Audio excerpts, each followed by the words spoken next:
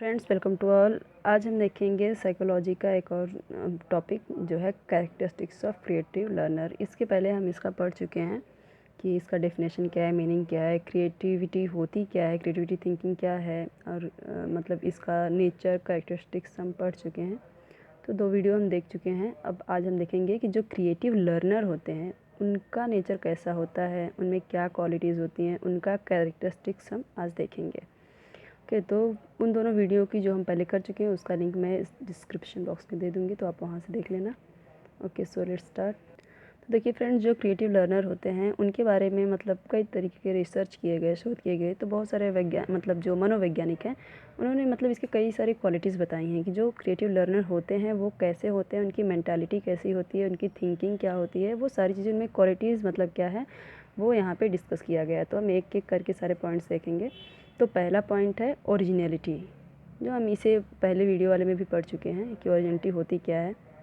Means यही होता है कि जो क्रिएटिव लर्नर होते हैं उनकी जो आइडियाज़ होते हैं, उनकी जो थिंकिंग होती है या जो उनका कंटेंट होता है जिस पे वो क्रिएटिविटी अपनी मतलब जो शो करते हैं या फिर जो उनमें वो क्वालिटीज़ होती हैं या जिस प्रोजेक्ट पे वो काम कर रहे हैं वो उसमें एक नयापन होना चाहिए, वो ओरिजिनल होना चाहिए, किसी का कॉपी किया हुआ नहीं रहना चाहिए, कहीं से किसी का मतलब उठा ले, कॉपी कर ले, चुरा ले, ऐसा नहीं। वो ओरिजिनल होना चाहिए, उनका खुद का होना चाहिए।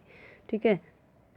और क्या होना चाहिए कि उनके पास मतलब जो उनका एटीट्यूड है, जो उनका बिहेवियर है, वो मतलब उनकी एक्टिविटीज़ ऐसे होनी चाहिए, एडवेंचरस होनी चाहिए, उसमें डर भय नहीं होना चाहिए। वो जो कर रहे हैं तो वो खुल के करें, मतलब अपने प्रोजेक्ट पे खुल के काम करें, जो भी उनमें क्वालिटीज़ है उसे अच्छे से करें। ठीक है। नेक्स्ट क्या है, मेमोरी। उनकी मेमोरी कैसी होती है। Creative learner has got a good memory. तो इनके पास जो मेमोरी होती है वो बहुत अच्छी होती है, शार्प माइंडेड होते हैं और इनकी जो नॉलेज है वो बहुत ही ज़्यादा विस्तृत होती है, एक्सटेंसिव मीन्स बहुत ज़्यादा होती है। इनके नॉलेज का जो जिस फील्ड में इनकी क्रिएटिविटी होती है उस फील्ड में उनका नॉलेज बहुत ज़्यादा होता है। नेक्स्ट पॉइंट है डिफ़िकल्ट।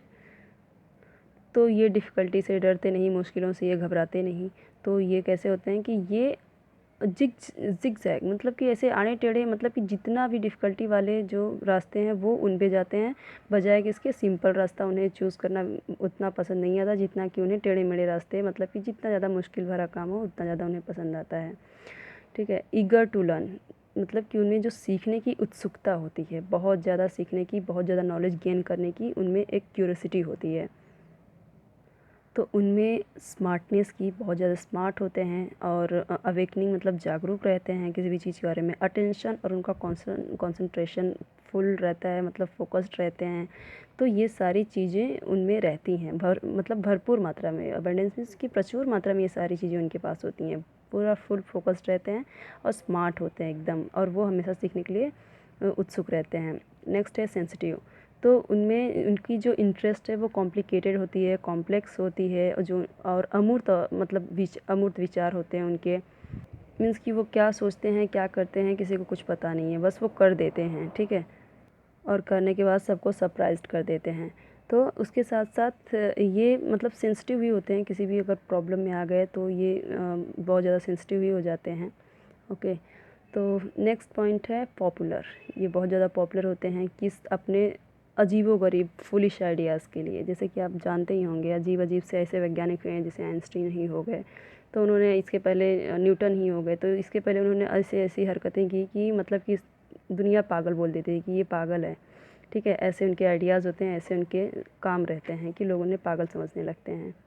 देखिए, वो डाइवर्जेंट थिंकिंग होती है उनकी, मतलब कि अलग अलग दिशाओं में सोचने वाले होते हैं। ये नहीं सही है तो वो सही है, ये हो सकता है, वो हो सकता है। किस तरीके से वो अपने एक मतलब पर्टिकुलर वो अपने मंजिल पे पहुँचे, उसके लिए वो अनेक अनेक मतलब अलग तरीके से सोचते रहते हैं। ठीक है। जो भी उन्हें सही लगता है वो काम वो करते हैं, अगर वो फिर काम बिगड़ गया फिर जो उनके दिमाग में आएगा वो करेंगे, मतलब अलग अलग तरीके से सोचेंगे।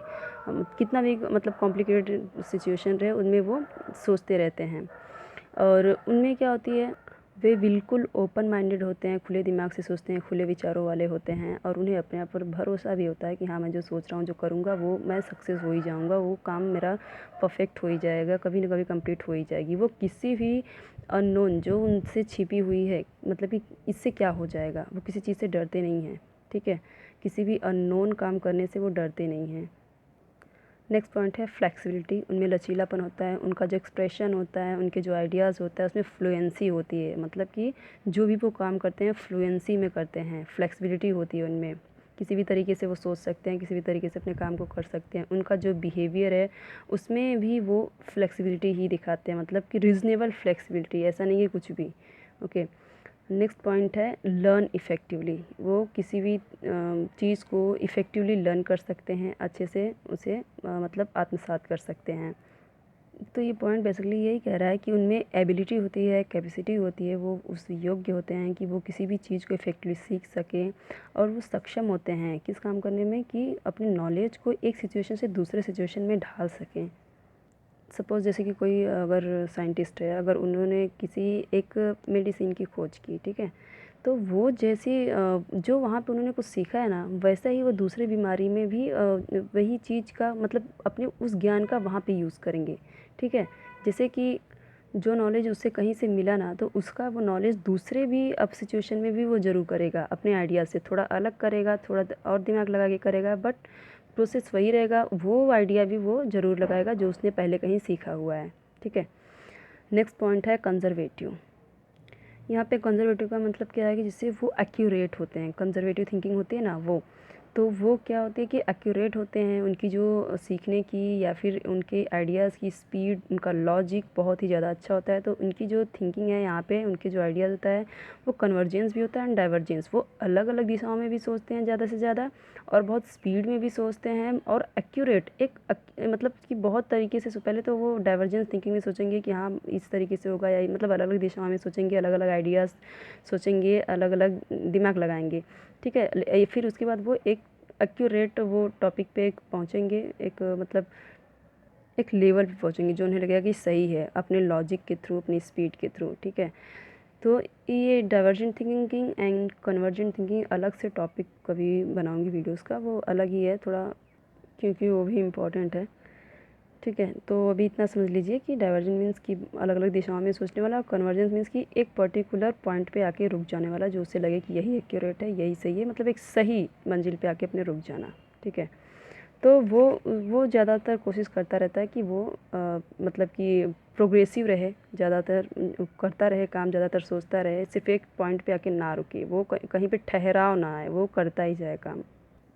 तो नेक्स्ट पॉइंट है इलेबोरेटली, मीन्स ज़्यादा ये बहुत ज़्यादा विस्तार में कोई भी काम करते हैं, मतलब एकदम वास्ट, ठीक है, बहुत दूर तक सोचते हैं। तो इनकी जो मतलब कि प्रकृति होती है, मतलब जो इनका रुझान होता है, वो प्रवृत्ति वो कैसा होता है कि इलेबोरेटिव होते हैं वो। जैसे कि इन ये जो प्लान्स बनाते हैं, जो आइडियाज़ सोचते हैं, ठीक है, और उस पर पूरा फुल फोकस रहते हैं, पूरा ध्यान लगा के काम करते हैं, और वो क्या करते हैं उससे मतलब बहुत विस्तार में सोचते हैं, वो हर काम बहुत विस्तार पूर्वक करते हैं, ठीक है, मतलब कि उसे एक्सप्लोर कर करके और नए नए आइडियाज़ से उसे उसके तह तक जाते हैं किसी भी चीज़ को, और जितना भी हो सकता है उसमें उसकी मतलब इसे एक्सप्लोर करते हैं, ज़्यादा से ज़्यादा उसमें उसकी खोज करते रहते हैं, जो भी क्रिएटिविटी इनके अंदर रहती है। नेक्स्ट पॉइंट है कि ये ऑप्टिमिस्ट होते हैं, आशावादी होते हैं, दूरदर्शी होते हैं, दूर तक सोचते हैं अपने फ्यूचर के बारे में, और फ्यूचर के लिए आशावादी होते हैं। इन्हें लगता है कि हाँ आगे चल के मैं और अच्छा कुछ ना कुछ क्रिएटिविटी करूँगा और कुछ अच्छा रिसर्च करूँगा, तो वो आशावादी होते हैं। और ये क्या होते हैं कि सेल्फ सफिशिएंट, मतलब सेल्फ डिसीजन मेकिंग, तो उनमें क्या होती है कि अपने काम से वो सफिशिएंट रहते हैं, उन्हें मतलब कि संतुष्टि रहती है, और खुद डिसीजन लेते हैं अपनी योग्यता के अनुसार, अपने लिए वो खुद से डिसीजन लेते हैं, वो किसी और से डिसीजन लेने की वो मतलब उतना नहीं करते, अपने से ही अपना डिसीजन लेते हैं, अपने खुद निर्भर रहते हैं हर चीज़ के लिए। 13 पॉइंट क्या कहता है कि ये समस्याओं के लिए, नए समस्या के लिए, फिर उसके उसके समाधान के लिए, या फिर किसी समायोजन के लिए, या फिर किसी प्लान के लिए, तो इन नए या नए नए दृष्टिकोण के लिए हमेशा उनसे उम्मीद की जाती है, और इस दिशा में वो मतलब बहुत हार्ड वर्किंग भी होते हैं कि वो कुछ नया सोल्यूशन निकालें, कुछ प्रॉब्लम का, या फिर किसी भी जो सिचुएशन है जैसे जिस तरीके की, उस तरीके का वो सोल्यूशन निकालें।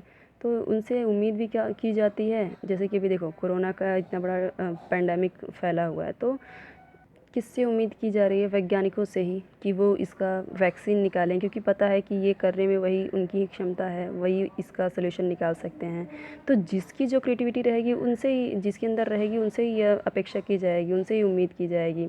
ठीक है, और वो हार्ड वर्क भी कर रहे हैं उस डायरेक्शन में, तो ये भी ऐसा ही है कि वो भी इस दिशा में वो हार्ड वर्क करते हैं, ठीक है, ताकि वो खरे उतर सकें।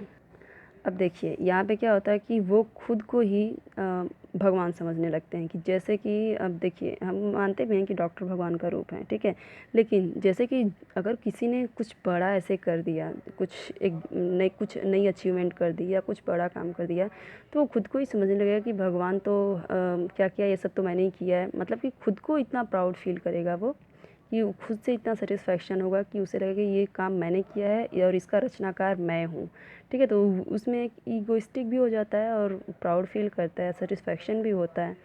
तो अपनी उस रचना का, जो उसने रचना किया है, जो क्रिएटिविटी उसने की है, उसका रचनाकार वो खुद को मानता है और उसका वो खुद को ही भगवान मानता है, मतलब कि वो खुद को ही क्रेडिट देता है और देगा भी, क्योंकि अगर वो कोई ऐसा काम कर लेता है तो फिर वो उसके अंदर वो प्राउड फील होता ही है, ठीक है।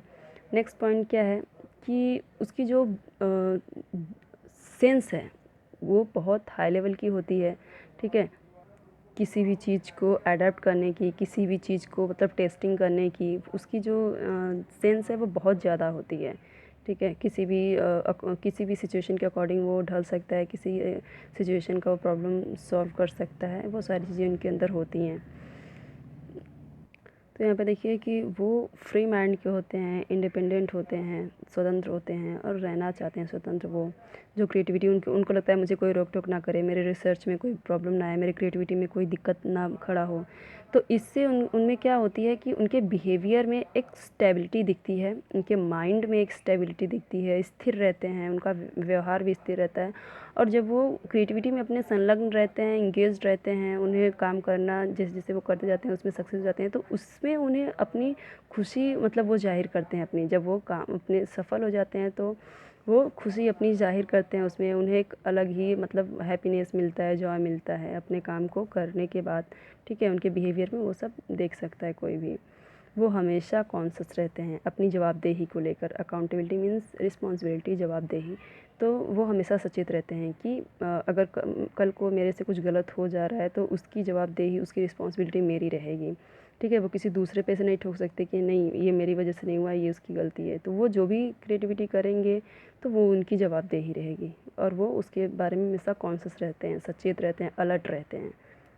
देखिए नेक्स्ट पॉइंट क्या कहता है कि जो प्रेजेंट टाइम की जो अस्थिरता रहती है, इंस्टेबिलिटी जो रहती है, ठीक है, जो पॉसिबिलिटीज़ रहती हैं और जो प्रोबेबिलिटी मीन्स जो पॉसिबिलिटीज, जो संभावनाएं रहती हैं, जो अपूर्णता रहती है, जो इनकम्प्लीटनेस रहता है उनके मतलब काम में, तो उसको वो स्वीकार करने की वो क्षमता रखते हैं। जो भी जैसे अगर उन्होंने जैसे सपोज़ कुछ काम कर दिया है और उसमें कुछ प्रॉब्लम्स हैं, कुछ अस्थिरता है जिसको लेके विवाद है या कुछ प्रॉब्लम्स है, कुछ प्रॉब्लम अराइज़ हो गया, तो उसको वो एक्सेप्ट करते हैं, ठीक है। वो उसे सहन करने की वो क्षमता होती है उनमें।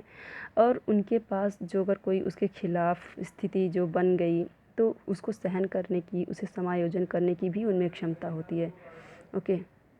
तो ये वही बात है कि जैसे कि कोई साइंटिस्ट है ही, अगर उसने कुछ ऐसा बना दिया जिससे कि कुछ लोगों का नुकसान हो गया या कुछ प्रॉब्लम हो गई, तो वो क्या करेगा, अब ऐसा तो नहीं बोलेगा नहीं नहीं मैंने नहीं किया, मैंने जानबूझ के नहीं किया, वो चुपचाप सहता है। अभी आज तक जैसा भी हुआ है, तो वो लोग क्या करते हैं, अपनी गलती मानते हैं कि हाँ हमसे ये गलती हुई है, मैं इसको एक्सेप्ट करता हूँ। तो वो उन्हें सहन करने की भी क्षमता होती है उनमें, और लोग जो उनके अगेंस्ट हो जाते हैं उस सिचुएशन को भी संभालने की उनमें क्षमता होती है, और फिर वो अपनी गलती को सुधारने की कोशिश करते हैं, ठीक है, ये होता है। नेक्स्ट पॉइंट क्या है कि जो इनकी इमेजिनेशन है, जो वो कल्पनाएं करते रहते हैं, तो वो अपनी सपनों की दुनिया में खोए रहते हैं, ठीक है। और उनके जो सपने होते हैं वो भी बहुत स्ट्रेंज होते हैं, बहुत अजीबोगरीब होते हैं, ठीक है। तो वो हमेशा उसमें खोए रहते हैं। तो जो एक नॉर्मल चाइल्ड होता है तो उसके कंपेयर में देखेंगे तो वो जो क्रिएटिव लर्नर होता है वो कुछ ज़्यादा ही खोया रहता है। जो नॉर्मल बच्चे उतना नहीं, इन सब अपने सपनों की दुनिया में खोए रहते हैं, मैं ऐसा करूँगा, मैं ये रिसर्च करूँगा, मैं ये क्रिएटिविटी करूँगा, मैं ऐसा खोज करूँगा। नॉर्मल बच्चों को इससे क्या लेना देना, लेकिन जो जिसके अंदर वो क्रिएटिविटी है, जो कुछ करना चाहता है, कि उसमें अलग अलग थॉट्स आते रहेंगे, वो अपने सपनों की दुनिया में खोया रहेगा कि कल को मैं ये करूँगा, ये बनाऊँगा, ऐसे करूँगा, वैसे करूँगा, वो सब सोचते रहते हैं।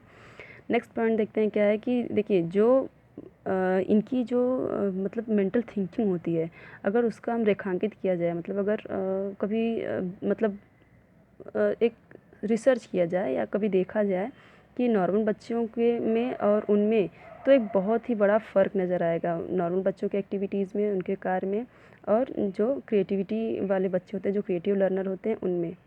मतलब कि एक साथ अगर उन्हें काम दे दिया जाए ना, तो उनके काम करने के तरीके में और उनके काम करने के तरीके में बहुत अंतर होगा। उनकी मेंटालिटी अलग दिखेगी, उनकी मेंटालिटी उनका बिहेवियर अलग दिखेगा, जो नॉर्मल बच्चा है और जो क्रिएटिव लर्नर है उसका अलग दिखेगा। मतलब कि साफ साफ उनमें डिफरेंस देखा जा सकता है दोनों की एक्टिविटीज़ में। ओके, क्वाइट डिफरेंट होता है, बहुत ज़्यादा डिफरेंस उन दोनों में होता है। तो ये रहा हमारा मतलब क्रिएटिव लर्नर का कैरेक्टरिस्टिक्स क्या है। इसके आगे हम देखेंगे भी इसका क्रिएटिव लर्नर का और भी कई एक दो वीडियो और हैं, तो मैं बाद में करूँगी। Okay, thank you. I hope कि आप लोगों को ये हेल्पफुल हो। Thank you.